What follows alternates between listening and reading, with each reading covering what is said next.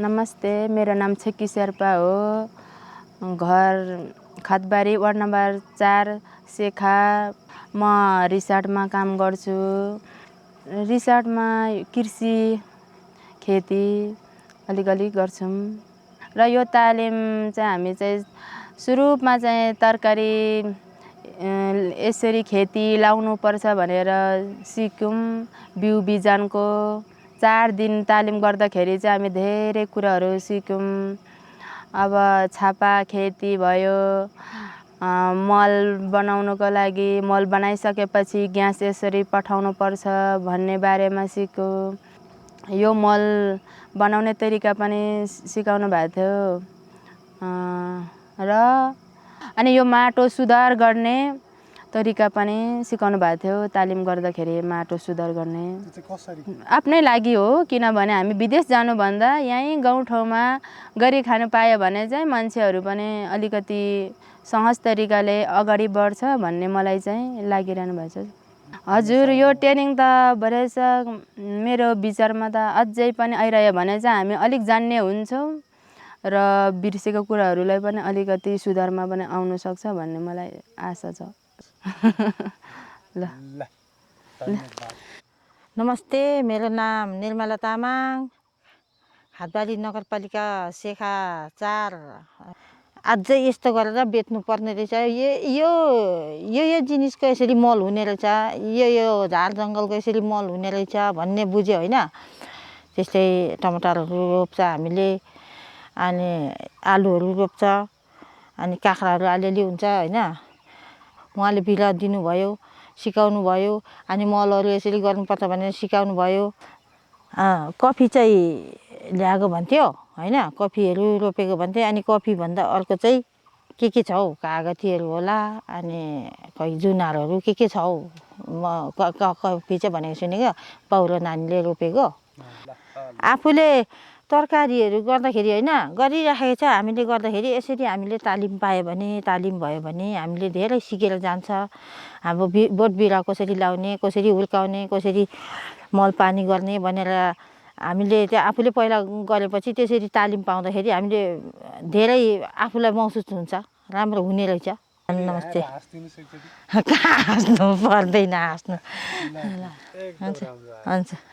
नमस्कार, मेरो नाम सानु राई। म गैरीपाङमा 4 देखि मिश्रित बालीमा एकै ठाउँ धनियाँ नि रोप्ने, पियाज लसुन त्यस्तो जम्मै एकै ठाउँ रोपेर किराहरू लाग्दैन, आक्रमण छिटो गर्दैन। अब त्यो एउटाले एउटालाई जोगाउँछ भनेर सिकाउनु भएको थियो। त्यो चाहिँ मिश्रित बालीको चाहिँ हाम्रो अर्ग्यानिक मल चाहिँ हामीले राखेको जस्तो होइन। खोइ कति प्रकारले खै के पो राख्नु भन्नुभएको थियो सुरुमा। होइन, अब बिर्सिसक्यो धेरै जस्तो त।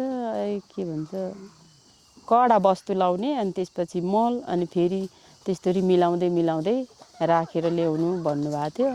त्यो चाहिँ पहिलो ट्रेनिङमै पो होला हौ सिकाउनु भएको थियो।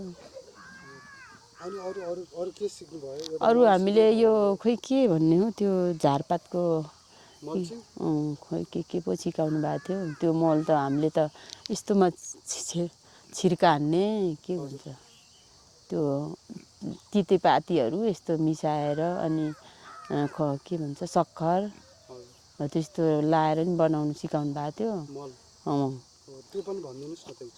त्यो त बिर्सिसक्यो भाइ। त्यो कतिमा कति प्रतिशत लाउने हो त्यो पनि भुलिसक्यो। अब र त धेरै पछि आउनुभयो, र त अगाडि नै आइदिनु भएको भए पनि भन्थ्यो। अब त्यसो भए हजुरले त्यहाँ सिकेर आएर चाहिँ त्यो कुराहरू आफ्नो बारीमा कतिको गर्नुभयो, के गर्नुभयो? बारीमा त मैले त सुरुमै भनिहालेँ नि त भाइ। हामीले सम्भव नै भएन नि त। अब सक्खर चाहिने त्यो उहरू त अब बारीमा त त्यो राइस ब्याड सिकाउनु भएको थियो। अनि चाहिँ सन्तुलित मिश्रित बाली त हो नि हाम्रो त। अब यस्तै आफ्नै तरिकाले गर्छौँ भाइ। त्यो चाहिँ हाँसै र त ऊ चाहिँ गरिएको छैन। मिसले त भन्दै हुन्थ्यो पछि, पर्बिना के मिस पो भन्नुभएको थियो, पर्बिनै हो कि के मिस हो, उहाँले चाहिँ गरेर देखाउनु पर्छ त भन्नुभयो। हामीले लागु चाहिँ गरेको छैनौँ। अब लियो त्यत्तिकै भाइ। यस्तो इन्टरभ्यू हुन्छ भनेर जानेको भए त।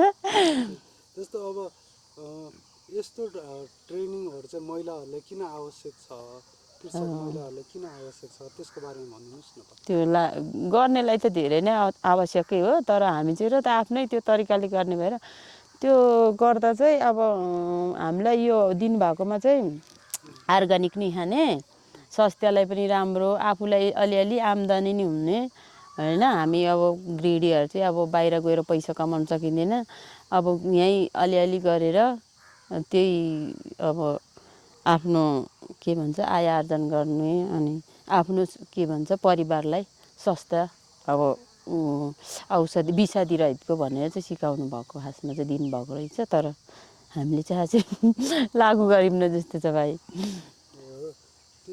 तर जस्तो यसको आवश्यक किन छ भनेर भनिदिनुहोस् न। आवश्यक आवश्यक चाहिँ ट्रेनिङहरूको आवश्यक किन छ, किनभने अब यस्तो हुन्छ गाउँमा पहिलेदेखि गरिराख्नु भएको छ, तर अब कसरी गरेर भन्ने कसैले सिकाइदिएको हुँदैन।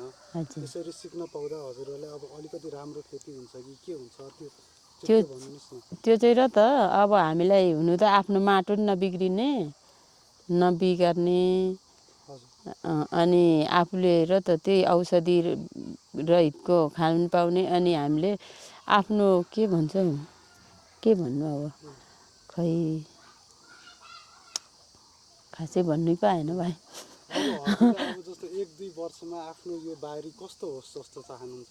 बारी त राम्रो होस् लाग्छ नि, अब माटो नि नबिग्रियोस् होइन, अब हामीलाई धेरै उत्पादन दियोस् जस्तो लाग्छ नि। अनि के भन्नु त्यस्तो बारी चाहियो। त्यस्तो बारी पाउनको लागि चाहिँ के गर्नु पर्यो त, त्यो पनि त्यसको लागि चाहिँ र त मलहरू विषादीहरू धेरै प्रयोग नगर्ने, हामीले अब र त माटोलाई कसरी हुन्छ अब के भन्नु त्यो र त बोल्दा बोल्दै आउँदैन भाइ हामीलाई त।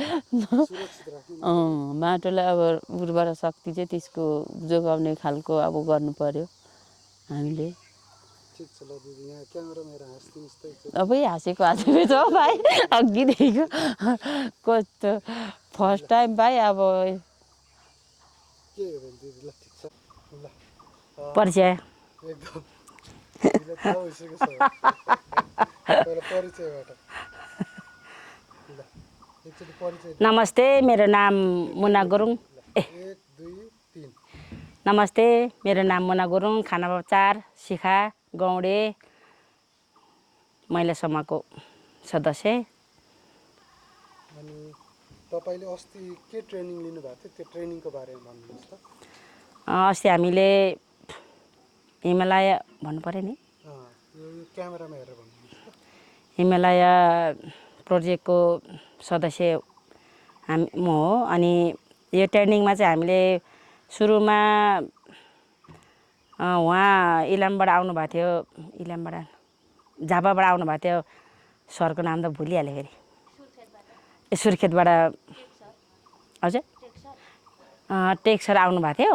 फेरि एकचोटि ल फेरि पहिला चाहिँ यो कति दिनको ट्रेनिङ थियो पहिला त्यो भनिदिनुहोस्। यो हाम्रो 4-5 दिनको कति दिनको ट्रेनिङ थियो त्यो भन्नु, अनि त्यसपछि यो सर आउनुभएको थियो त्यसपछि। ल 1 2 3 गो भन्नुहोस्। यो ट्रेनिङमा चाहिँ उता सर आउनुभएको थियो, टेक सर। अनि हाम्रो 4 दिने तालिम थियो। अनि हामीलाई बिरुवाको बारेमा, मलको बारेमा, अनि कसरी रोप्ने, कसरी बिरुवा रोप्ने, कसरी बिउ राख्ने र मल कसरी बनाउनेको बारेमा हामीलाई छलफल गरेर हामीलाई भन्नुभएको थियो। अनि बिरुवा रोप्ने तरिका पनि अलगै रहेछ, अनि मल बनाउने तरिका नि अलगै रहेछ। एकैछिन नानीलाई नबोल्नु भन्नुहोस् अब। फेरि अब जस्तो बिरुवा रोप्ने मल बनाउने कसरी अलग्गै छ पनि भनिदिनु ल। जस्तो पहिला हामीले यसरी रोप्थ्यौँ तर हामीलाई यसरी रोप्न सिकाउनु भयो भनेर एकचोटि भनिदिनुहोस् न। ल 1 2 3 ल। हामीले चाहिँ के अरे काँक्रा रोप्दा पनि हामीले त काँक्रा त हामीले त्यत्तिकै छर्थ्यौँ। अनि तर काँक्रा रोप्ने तरिका अलगै रहेछ।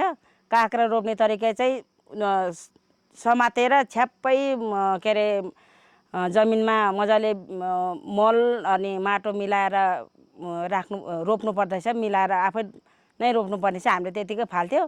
अनि यो अलगै भयो। अनि सबै बिरुवाहरू चाहिँ एकदम भिजाएर पनि अलि हल्का सुकाएर रोप्नुपर्ने भनेर सिकाउनु भयो सरले। अरू के सिक्नुभयो?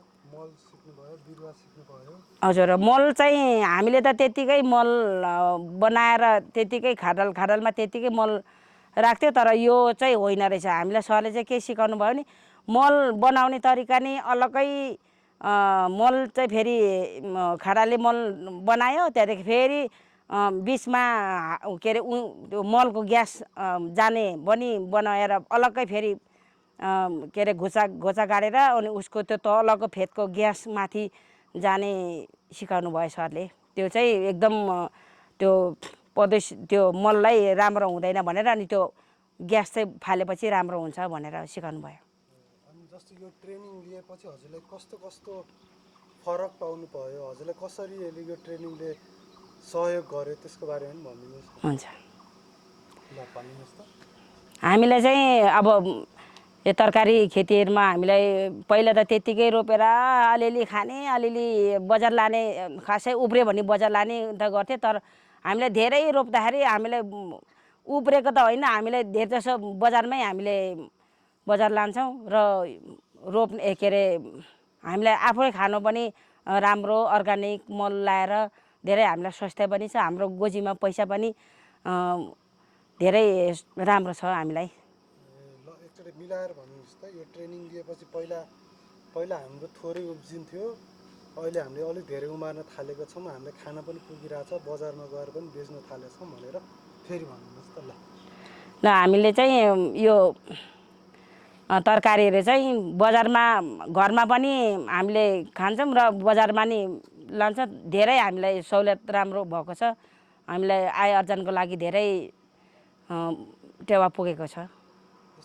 जस्तो गाउँतिर कृषक महिलाहरूको लागि यस्तो ट्रेनिङहरू चाहिँ किन आवश्यक छ त्यसको बारेमा नि एकचोटि भनिदिनुहोस् न। हामीले यो ट्रेनिङमा चाहिँ हामीलाई आउनको धेरै सुविधा छ, हामीले जान्नु धेरै हामीलाई आवश्यक थियो। अहिले यो ट्रेनिङहरू चाहिँ सिक्दाखेरि चाहिँ यसरी रोप्नुपर्ने रहेछ, यसरी रोपेर फलाएर बेच्नु आफ्नो स्वास्थ्यको लागि खानु पनि राम्रो र धेरै राम्रो रहेछ। धेरै सिपहरू पनि सिकेँ र धेरै अर्ग्यानिक आफूलाई स्वास्थ्यलाई नै राम्रो भनेर बुझ्यो। तपाईँले सिकेकोहरूमा सबैभन्दा तपाईँलाई आफ्नो जीवनमा लागु भएको कुन चाहिँ हो? यो ट्रेनिङमा जे सिक्नुभयो नि त्यसमा जस्तो मल हो कि बिरुवा कसरी तपाईँलाई सबैभन्दा लाभदायी भएको कुन चाहिँ हो? सबैभन्दा त बिरुवा नै हो। सबैभन्दा आफूलाई चाहिँ उत्पादन जति बिरुवा आफूलाई राम्रो भयो त्यति के अरे रोप्नु सक्यो त्यति आफूलाई फाइदा, अब धेरै फाइदा हुन्छ आफ्नो नै लागि नै। अनि के बिरुवाहरू पनि दिनुभएको थियो नि उहाँहरूले? हजुर, त्यसको बारेमा नि भन्नु। हस् हुन्छ। अब हामीलाई चाहिँ बिरुवा कफीको अनि सुन्तलाको अनि कागतीको दिनुभएको छ। यो बिरुवाहरू चाहिँ एकदम सानोमै फल्ने अनि हामीलाई चाहिँ एकदम फाइदा। जति मल हामीले ट्रेनिङमा सिकेको त्यति हामी राम्रो सिकेर गएर हामीले गर्ने पनि छौँ र अनि अझै हामीले फलहरू चाहिँ छिटै सानामै देख्ने पायौँ, त्यो चाहिँ धेरै खुसी लागेको छ। अरू के भन्नु छ हजुरलाई? खासै छैन अब त। हस् त, धन्यवाद। ल अब पहिला आफ्नो परिचय दिनुहोस् त। नमस्कार, मेरो नाम दीक्षा राई, म चाहिँ यहीँ शेखा 4मा बस्छु। ल फेरि एकचोटि ल 1 2 3 ल गो। नमस्कार, मेरो नाम दीक्षा राई, म चाहिँ यहाँ शेखा 4मा बस्छु। ल ठिक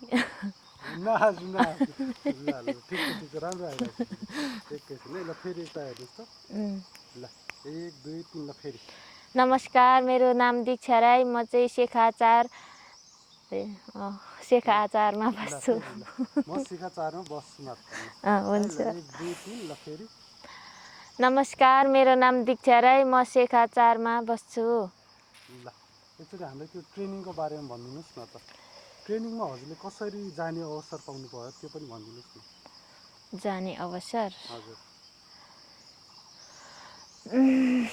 म चाहिँ अब यहीँ कार्यरत, जस्तै यही कम्पनीमा कार्यरत भएको हुँदा हामी यहाँ सहभागी हुन पाएका थियौँ र हामीले जस्तै तालिममा करेसाबारीको बारेमा पढ्यौँ, अनि बिउ बिजनको बारेमा अलिकति पढ्यौँ र मलको बारेमा पढ्यौँ। करेसाबारीको बारेमा चाहिँ के पढ्नुभयो, के सिक्नुभयो? करेसाबारीमा चाहिँ हामीले अब आफैले आफ्नो लागि तरकारी उत्पादन गर्न सक्ने रहेछौँ भनेर सिक्यौँ र स्वास्थ्य पनि हुने रहेछ आफूले उत्पादन गरेको तरकारीहरू भनेर सिक्यौँ। अनि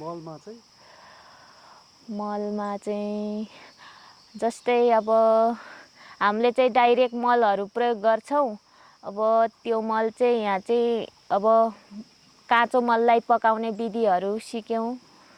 कसरी पकाउनु पर्दो रहेछ त्यो पनि भन्नुहोस् न। पकाउने विधि मललाई त्यो गोठे खाल्डोबाट निकालेर अर्को ठाउँमा सारेर अनि जस्तै त्यसलाई प्वाल पारेर अनि के भन्छ त्यो फेरि भन्नुहोस् न। आउँदैन त त्यो शब्द भन्नु आउँदैन त्यो शब्द बाहेक अरू केही भन्दा नि हुन्छ। अब के पढेको थियो भनेर त सबै बिर्सिसक्यो। जस्तै अब छापो खेती पनि पढ्यौँ हामीले।